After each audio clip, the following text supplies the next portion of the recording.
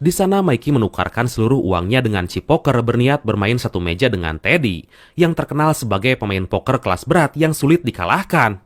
Walaupun saat itu Mikey sempat diperingati oleh seorang legenda poker di kota New York bernama Kniss agar jangan mempertaruhkan seluruh uangnya.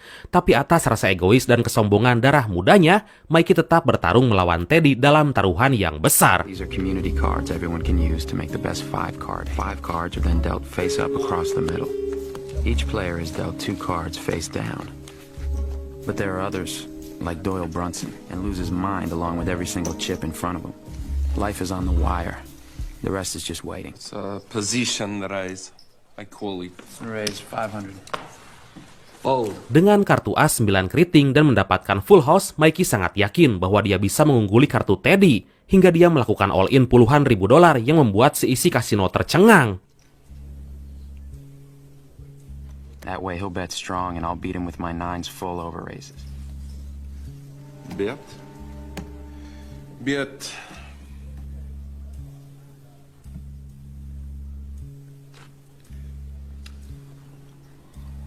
Yeah, I'm gonna go all in because I don't think you got the spades.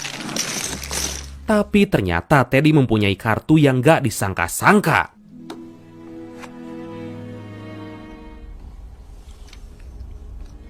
Aces. Full.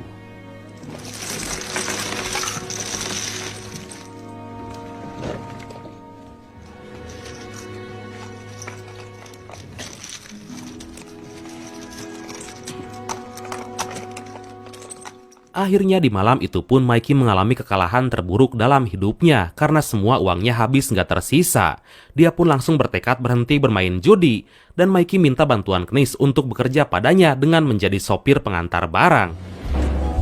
See, I had this picture in my head. They end up humping crappy jobs on graveyard shifts, limb to my right, playing in the World Series of Poker. Mikey sengaja mendatangi sebuah acara khusus yang diadakan oleh para dosen, hakim, dan profesor di kampusnya, yang ternyata mereka juga punya kebiasaan bermain judi di kalangan teman sejawat. Mikey pun memperlihatkan skillnya saat dia membantu dosennya yang bernama Abby dengan skill membaca kartu pemain lain.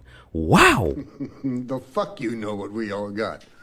Well, you were looking for that third 3. He made his 2 pair, but he knows they're no good. Folded it on 4th Street, and now you're representing that you have it. But he came up short, and Mr. Eisen is futilely hoping that his queens are going to stay. Oh, come on. It's good enough to win. Take it there. Kiss my ass. Kiss my ass. Smart kid. I like the kid. Good kid. Singkat cerita, 9 bulan berlalu. Seperti biasa, Mikey pulang dari aktivitas kerjanya. Ternyata di rumahnya dia hidup dengan teman kuliah satu jurusan sekaligus kekasihnya yang bernama Joe. Mereka hidup dalam situasi kumpul kebo hingga Joe sangat mengetahui sifat dan karakter Mikey. What kind of job is that going to be, Mike? I mean, as long as they don't fuck up moot court, I think the job's mine. Writing an opinion on high-stakes poker? Joe sangat membenci Mikey yang sejak dulu nggak bisa berhenti bermain poker.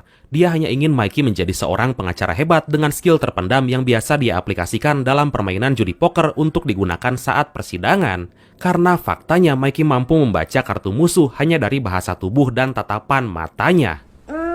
I gotta go. Baby, I didn't even play. Di hari itu pula, Mikey meminjam mobil Joe untuk dipakai menjemput sahabat lamanya yang akan bebas dari penjara esok hari. Dan dari sinilah sebetulnya awal mula permasalahan terjadi, karena diketahui sahabat Mikey yang bernama Murphy atau Worm merupakan seorang pecandu judi yang sangat akut. That's why they took me. Enjoy your time. Worm's dad did the grounds when he wasn't too fucking drunk. They hauled him up before the school board, offered him a deal.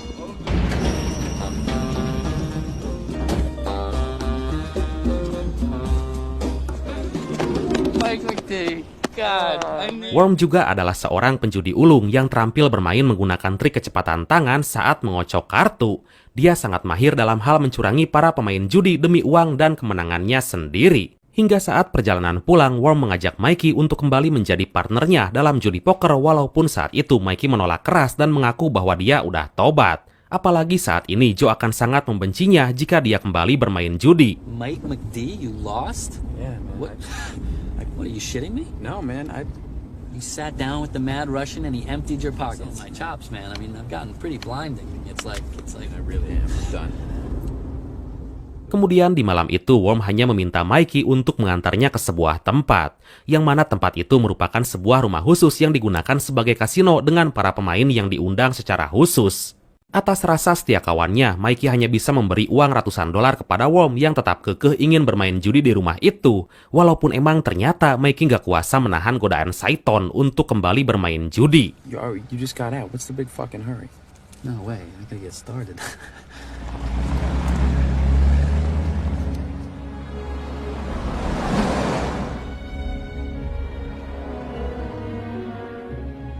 Mikey pun langsung disambut oleh seorang wanita bernama Barbara yang menjadi penyelenggara di sana.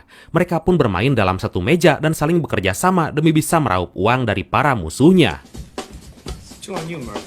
Oh yeah, All the old school tricks. Stuff that would never play in the city. I'm gonna make it 5. I got the bow. A few times I have to fold the case hand just so it won't be obvious. enjoy it, you secret handshaking assholes. I got the full house. I got the queens over the aces. Come back anytime. Your money's always good here. Akhirnya di malam itu mereka berhasil mendapatkan uang sebanyak $1.200 dan memberikan kesepakatan fee kepada Barbara sebanyak 25%. Karena emang faktanya Barbara ikut terlibat dalam permainan judi yang curang ini. Kemudian Mikey berniat untuk pulang, tapi saat itu Worm kembali mengajak Mikey ke sebuah tempat hingga dia nggak bisa menolak. Walaupun dia tahu bahwa Joe akan sangat marah karena semalaman ini dia nggak pulang. Ternyata Worm kembali mengajak Mikey untuk menemaninya bermain judi di sebuah klub kasino ternama di kota New York. Walaupun saat itu Mikey mampu menahan hawa nafsunya dan segera pamit agar bisa pulang ke rumah.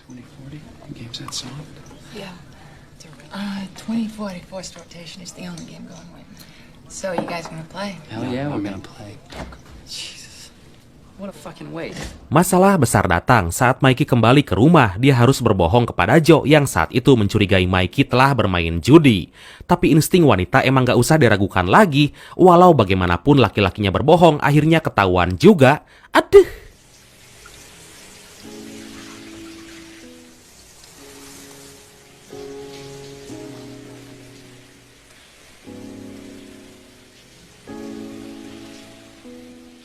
Mikey mulai berubah drastis, dia sering terlambat datang ke kampus. Saat itu pula Knis datang ke sana sengaja untuk mencari Mikey karena kan kemarin dia bolos kerja tanpa kabar gitu. Tapi kedatangan Knis ke sana ternyata hanya untuk memberitahu Mikey bahwa sahabatnya Worm saat ini lagi dalam pengawasan mafia Rusia. Karena diketahui dari semalam sampai detik ini Worm lagi bermain judi dengan 2 orang pemain berdarah Rusia. You can shear a sheep many times. This is a lesson Worm's never bothered to learn. Gotta bet my dad. Stop speaking fucking Sputnik, you understand? Да, motherfucker. Mikey yang mengetahui hal itu langsung bergegas untuk menemui Worm karena selaku sahabatnya tentu aja dia sangat care. Dan saat Mikey berhasil menemuinya di meja judi, saat itu Worm lagi asik berjudi dengan 2 orang Rusia bernama Roman dan Maurice, hingga dia langsung mengajaknya keluar dan memberikan peringatan atas apa yang terjadi saat ini. Stop worrying so much, okay? Taught me all the angles, all right? But I'm not the guy with my nose open. What do you think long term, all right? I want you to think long term. He's smart. It's Roman and Maurice. They're Russian outfit guys. Dia juga memerintahkan Worm agar mengalah dalam permainan judi melawan orang-orang Rusia itu. Karena itu semua demi keselamatan dan nama baiknya juga. Tapi dasar si tangkurak Worm yang gak bisa diomongin, dia tetap kekeh pada pendiriannya untuk bisa mengalahkan siapapun di meja judi walaupun dengan cara yang curang. I gotta go. I have a meeting. And then I gotta go to fucking Queens. I gotta load the truck. I don't know, I can't dump to these guys. You got to. Kemudian setelah itu Mikey langsung mencari Joe yang terlihat menghindar karena dia merasa kecewa saat menemukan uang hasil judi di sakunya. Dan atas hal itu pula Mikey pun bicara jujur bahwa emang dia kembali bermain judi hingga mereka pun bertengkar. Last night I sat down at this card table. You just told me you felt alive for the first time at a fucking card I table. felt alive for the first time since I got busted at KGB. Sementara di tempat lain, Worm saat itu ternyata memutuskan untuk meminjam uang kepada pengurus kasino sebanyak $10.000, yang ternyata uang itu akan dia gunakan untuk membayar hutang kepada seseorang bernama Grama. Alright, so it's 10 grand total.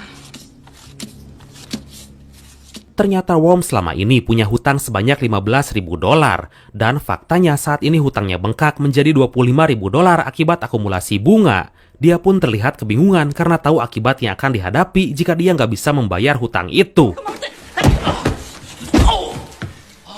Scratch for that. You've been rolling fags in the village again. Consolidated your outstanding debt. 25 grand and the juice is still running.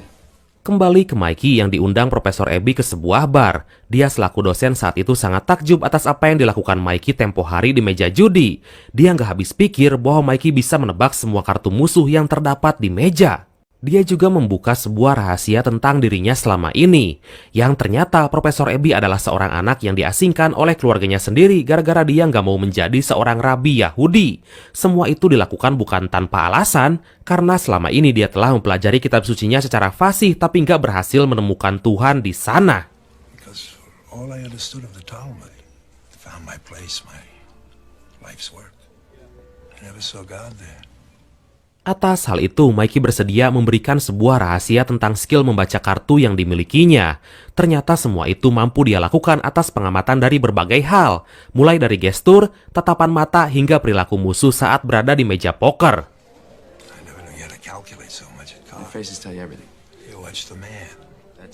That's just an old habit with me, like breathing. Well, it wasn't magic. Doesn't even matter. I'll play it blind. I was watching their eyes when they checked their river cards. Our destiny chooses us. Gak lama kemudian saat Mikey akan pulang, ternyata dia melihat Worm lagi menunggunya dengan keadaan babak belur. Hal mengejutkan pun kembali terjadi saat mereka masuk ke dalam rumah dan menemukan bahwa Joe telah pergi meninggalkan Mikey. Wait. Did she split on you? No, she was a good... I knew it. I always told her she'd be a good card player. I know exactly when... Mikey pun merasakan kesedihan yang sangat mendalam, tapi berbeda dengan Worm karena dia menganggap bahwa wanita merupakan penghalang dalam hobi dan kecintaannya terhadap permainan judi poker. Worm juga berusaha mempengaruhi Mikey agar dia melupakan siapapun yang bisa menghalangi cita-citanya menjadi seorang penjudi profesional. Dan dari sana pula Mikey pun berhasil terpengaruh dan memutuskan kembali ke dunia perjudian seperti dulu. Fuck it, let's go. Let's play some fucking cards.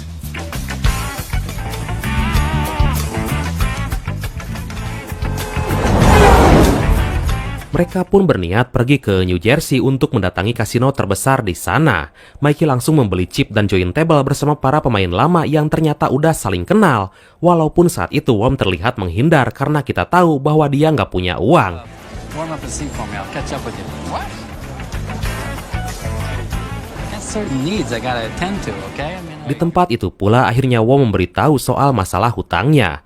Ternyata dia nggak hanya punya hutang kepada Grama, melainkan hutang terbesarnya saat ini adalah kepada Teddy KGB, si mafia Rusia yang diceritakan di awal tadi. Dari sana mereka sepakat dan bertekad untuk menanggung semua hutang ini secara bersama-sama, tentunya dengan cara menghasilkan uang dari permainan judi.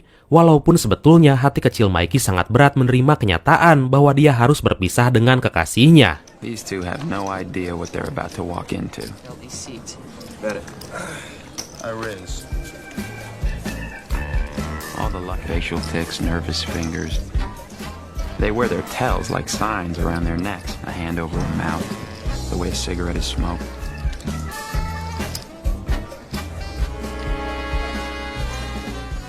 Keapesan mulai datang saat di malam itu Mikey kedatangan tamu yang ternyata dia adalah Petra, si wanita pengelola kasino di kota New York, yang mana saat itu dia sengaja datang menemui Mikey untuk menagih hutang Worm sebanyak $10,000 yang ditanggungkan padanya.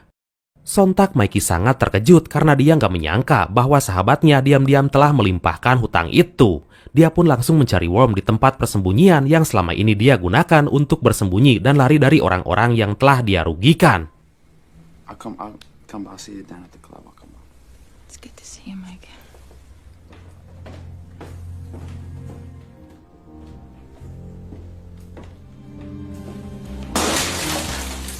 Di sana Mikey sangat marah karena Worm selama ini selalu melibatkannya dalam masalah besar. Tapi di balik itu semua, Mikey selalu mendampingi Worm dalam keadaan susah sekalipun, hingga dia kembali luluh untuk bisa mengeluarkan Worm dari masalah ini. What do you want me to say? Those were wild times. You were there too. I was really up big. You gotta be kidding me. I mean, I think I'm getting you out of Hawk. I find out I'm $7 grand in. I know. Just what do you want me to say? It's fucking embarrassing, all right? I mean, you're really jamming me up here, man. $7 grand. I'm sorry, okay? I'm sorry about the money. I should have told you. Keesokan harinya, Mikey memaksa Worm untuk menemui Grama. Mereka sepakat untuk datang secara baik-baik demi niat mereka membayar semua hutang Worm. Tapi rasa respek Grama harus hancur gara-gara ulah tengil Worm yang selalu membuat masalah. Can't let them get away with it, else they think they run the place. $5,000 in a week, and you keep the juice going. I need your fucking charity like I need your cock in Hey, my shut ass. it. Would you okay? shut the fuck up? Shut No, up. no, It's hey. too fucking Hey, no, listen. He's good for it. He's good for it, all Mereka right? pun kembali berusaha memperbaiki suasana. Dengan berbekal modal uang seadanya, mereka sepakat mendatangi kasino-kasino kecil untuk bermain judi, demi mengumpulkan uang yang lebih banyak dan bisa bermain di kasino yang lebih besar. Mikey merasa Worm selalu mengacaukan permainannya. Walaupun akhirnya Mikey berhasil meraup kemenangan demi kemenangan hingga berhasil mendapatkan uang yang lebih banyak. Worm pun mengajak Mikey untuk pergi ke sebuah kasino yang lebih besar lagi. I love the Cameroon wrapper on this baby. Nice. Good basis. What do you got? Well, I have what's known as the wheel. Get up, we're out. We're done. Come on. Dan ternyata tanpa diduga kasino itu merupakan tempat berjudi para polisi yang biasa pergi ke sana setelah mereka gajian. Kemudian dengan trik yang telah direncanakan, akhirnya Mikey berhasil masuk dengan cara berpura-pura menjadi saudara pemain senior di tempat itu. Can I help you? Yeah, I'm looking for Sean Fry. Yeah, right over there in that cap.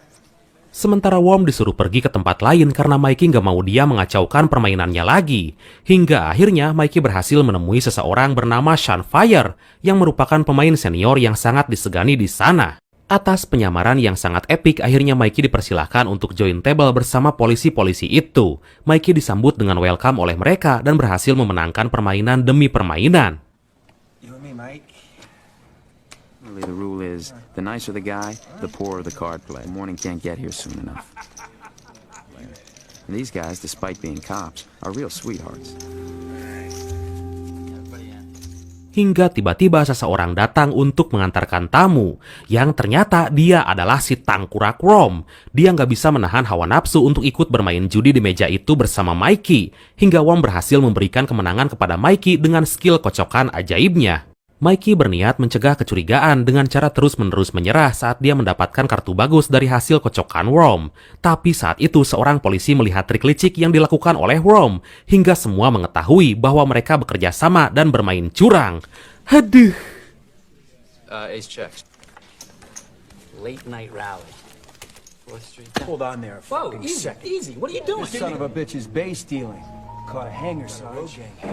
A what?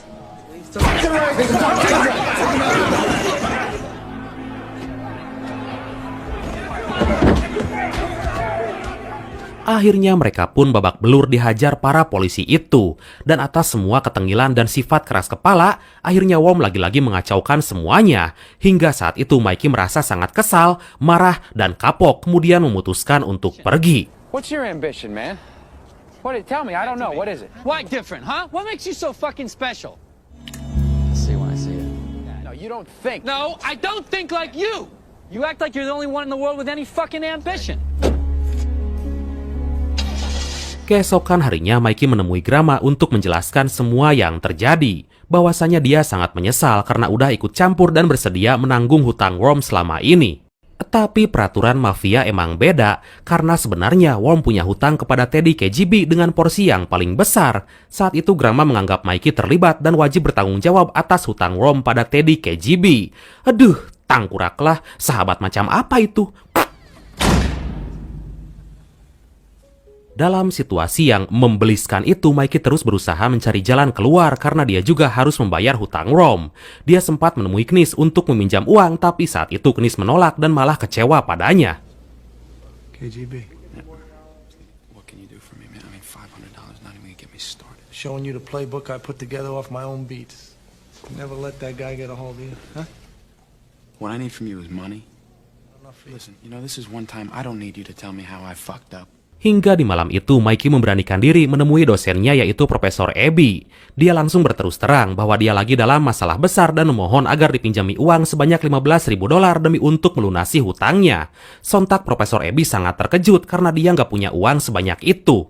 Tapi atas rasa iba dan melihat perjuangan juga skill yang dimiliki Mikey, akhirnya dia bersedia memberikan sebuah cek yang berisi uang sebanyak $10.000.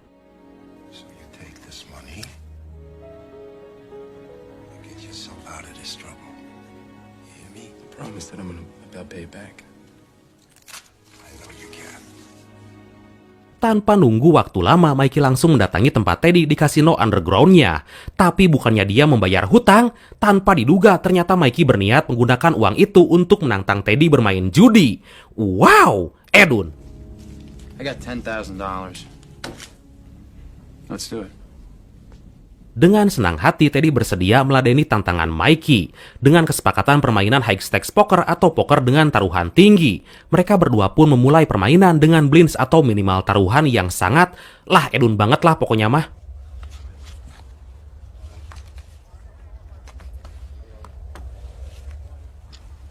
Raise. Says the key to no limit is to put a man to a decision for all his chips. 5,000.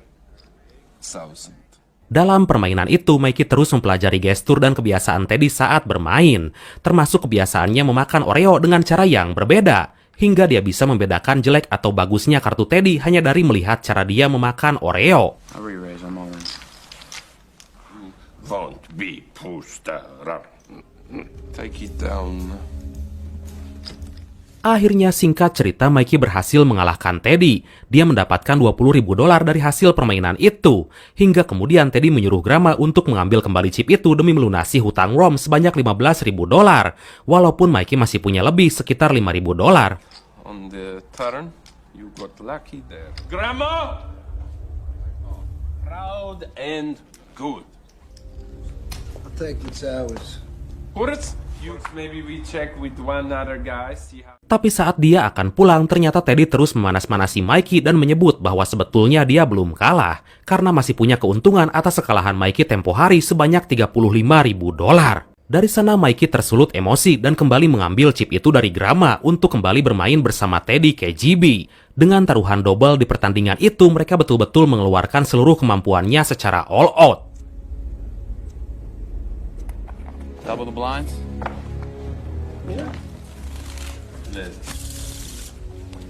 Your volume. Good. Feel free to reload it anytime. Termasuk saat Mikey mendapatkan kartu 2 pair as dan 5 tapi harus menyerah karena dia tahu bahwa Teddy punya kartu strike. I'm laying this down, Teddy. Be a judgment. Because you got 2-4 and I'm not gonna draw against a made hand. Top 2 pair. Dalam putaran berikutnya, terlihat Mikey mendapatkan kartu 8-9 bergambar spade. Dia langsung terlihat down seakan-akan mendapatkan kartu yang sangat jelek. Hingga dari sana Teddy langsung merasa di atas angin dan ngebluff atau menggertak Mikey dengan raise yang sangat edun.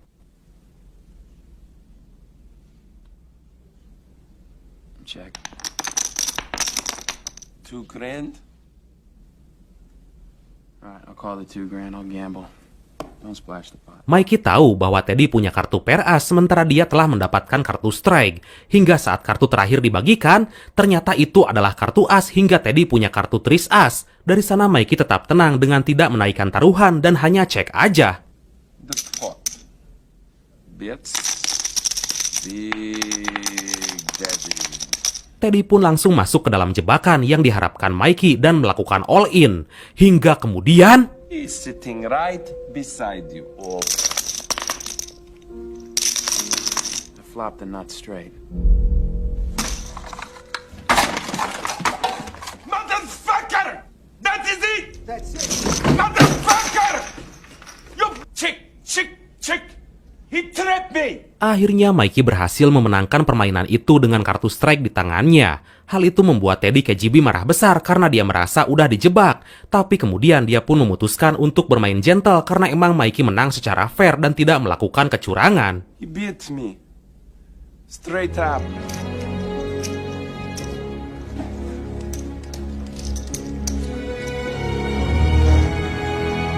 Mikey berhasil membayar hutang Rom sebanyak $15.000 dan mendapatkan kelebihan uang dari permainan judi itu sebanyak $65.000.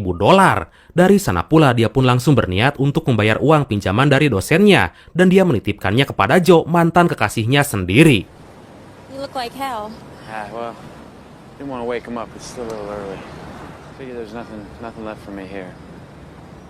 So you're out of here, huh? Joe tahu saat itu Mikey punya uang yang banyak dari hasil bermain judi. Dia juga mengetahui bahwa Mikey memutuskan untuk keluar dari perkuliahan dan berniat mewujudkan cita-citanya, yaitu pergi ke Las Vegas bermain poker di sana dan menjadi pemain WSOP atau World Series of Poker. Tapi tiba-tiba... So where you headed? I'm going to Vegas. First prize at the World Series of Poker is $1 million. Vegas, huh? Yeah. Good luck, man. Tamat. Judi, meracuni kehidupan. Oke, dan pesan yang bisa kita ambil dari film kali ini adalah jangan coba-coba bermain judi kalau hidupmu nggak mau penuh dengan masalah seperti yang dialami si Mikey. Karena sekecil apapun dan dalam bentuk apapun, permainan judi tetap aja dilarang. Ya, seperti kata Bang Haji Roma Irama, judi itu hanya menjanjikan kemenangan. Yang kaya bisa menjadi susah, apalagi yang miskin. Oh,